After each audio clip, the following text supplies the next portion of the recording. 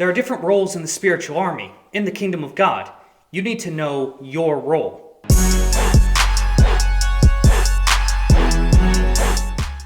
There are different positions, different jobs we all hold.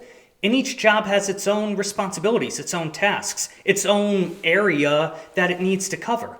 It's the same in the military. In the U.S. Army, there's a hierarchy, a structure. You have all these different positions, and each position has different responsibilities. Generals at the top, privates at the bottom, and a whole bunch in between. You need this structure for the organization to function properly.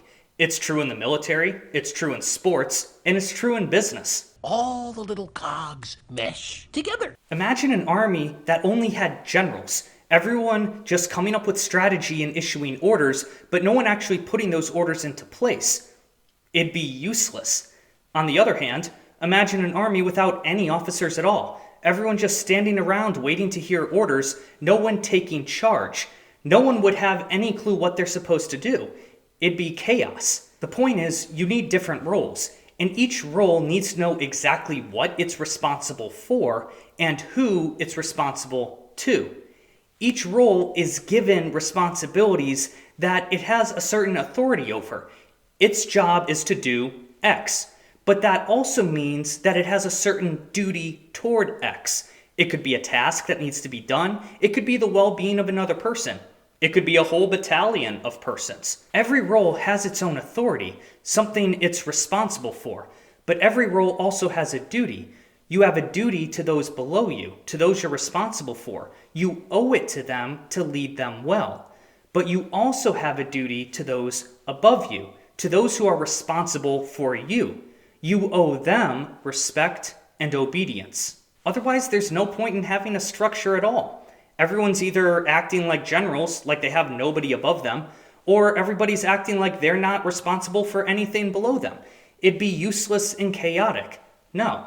Each role has to respect the role they're in and also respect the roles above them. We don't do this because of the talent those people have. We do it because of the position they hold, the role they hold. You don't follow a general's orders because he's smart and brave. You follow orders because it was a general who gave them. This is exactly how sports work too. Imagine a team where everyone was trying to be the coach. It'd be ridiculous. Now, imagine a team that didn't have a coach at all. They'd be horrible. It doesn't matter how much talent each individual player has. They need someone who can unify them, bring them together, and lead. They need a coach. And they need to be willing to listen to him and obey him. For example, think of soccer. Imagine a goalie who gets mad because he thinks the forwards aren't doing their job, and so he keeps running up and trying to score. It'd be awful. It'd be really bad for the team. And you know what? It'd be bad for the team even if he was right. Say the forwards are horrible and they're not doing their job. Doesn't matter. The team needs the goalie to stay back in goal. In fact, for players, the better they play their position, the better a player they are. And the better the team is. It's true in sports. It's true in the military. It's true in business. It's true for any organization that's trying to accomplish something together. And it's true in the kingdom of God, in the spiritual army, in the church. We have to know our role. We have to know what we're responsible for and who we're responsible to. And we have to focus on doing our role well, not everybody else's role. We have to play our position. This means a layperson shouldn't be trying to do a bishop's job. A bishop shouldn't be trying to live the life of a cloistered monk. Sisters and nuns shouldn't be trying to run parishes like priests, and priests shouldn't be trying to be lay people. Everyone should do their role. Okay, so what's a layperson's role? A layperson's role is primarily to get themselves to heaven. If they're married, it's to get their spouse to heaven. If they have kids, it's to get the kids to heaven. For a husband and wife, your family is your unit. That's who you're responsible for. That's who you have a duty towards. You have authority over your family, but you also have a duty towards your family, a duty to raise them in the truth, to raise them in the faith, and to lead them in growing in holiness. That's your role. That's the position you play in the kingdom of God. A priest's role is different. A priest is responsible for the spiritual well-being of his parish. He has a duty toward his parishioners, like the father of a family. And this is why a priest shouldn't be trying to act like a layperson, because they need him to be the captain of the company.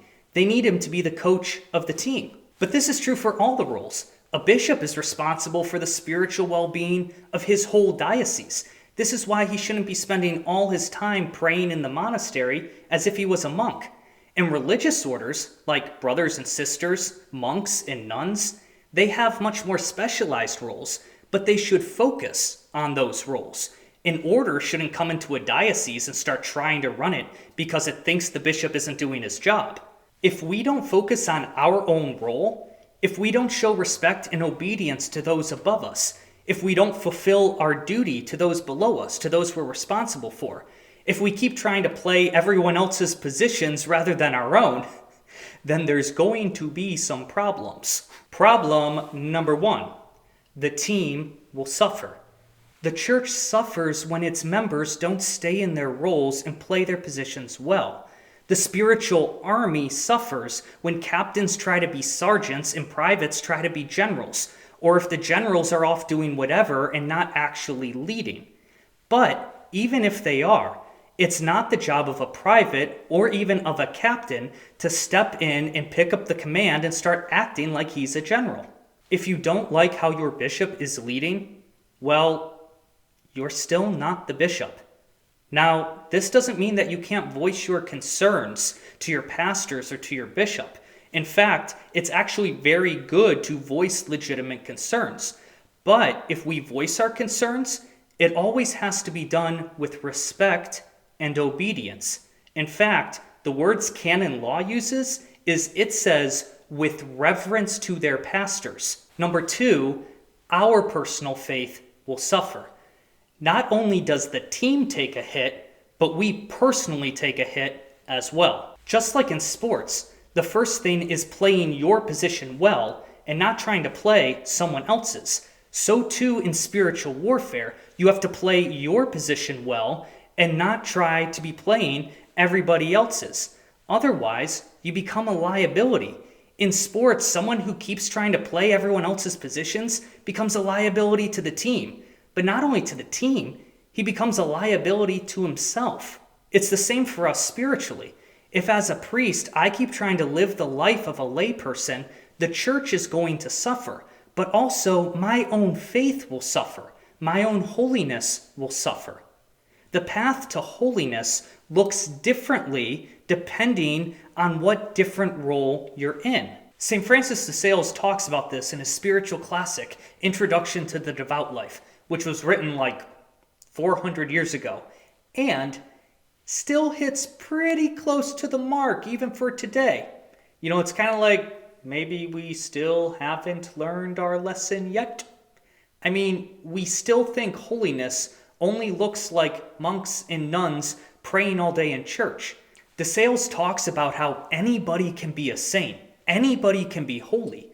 The problem is, we often don't know what holiness actually is, or, as De Sales says, what true devotion actually is. De Sales says, devotion must be exercised differently for the gentleman, the worker, the servant, the prince, the widow, the young girl, and the married woman.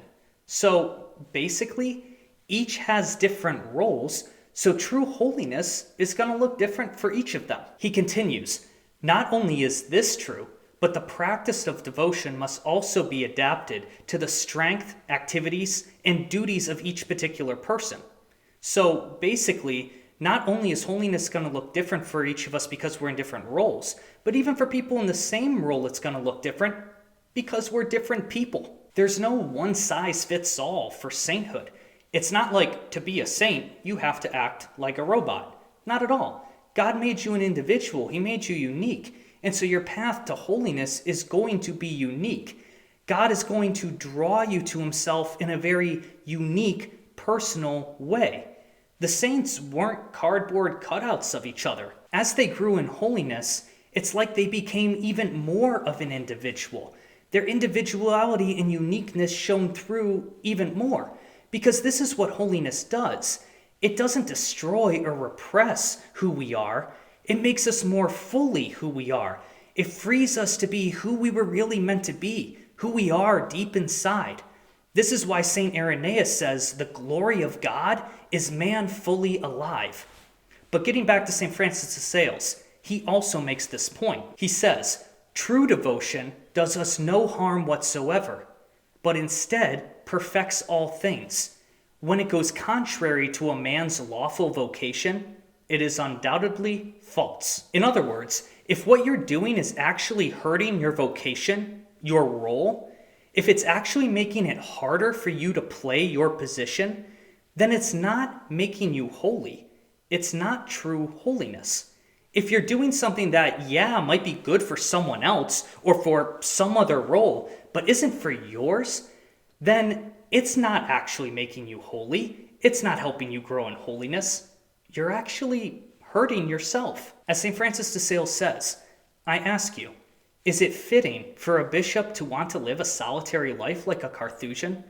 Or for married men to want to own no more property than a Capuchin? For a skilled workman to spend the whole day in church like a religious? For a religious to be constantly subject to every sort of call in his neighbor's service as a bishop is? Would not such devotion be laughable, confused, impossible to carry out? De Sales got it 400 years ago.